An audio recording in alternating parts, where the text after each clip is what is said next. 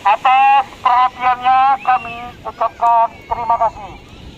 Marilah sama-sama kita menjaga desa kita, kota kita, dan negara kita dengan terus patuh pada protokol kesehatan dengan cara cuci tangan, jaga jarak, dan pakai masker agar kita terbebas dari virus COVID-19.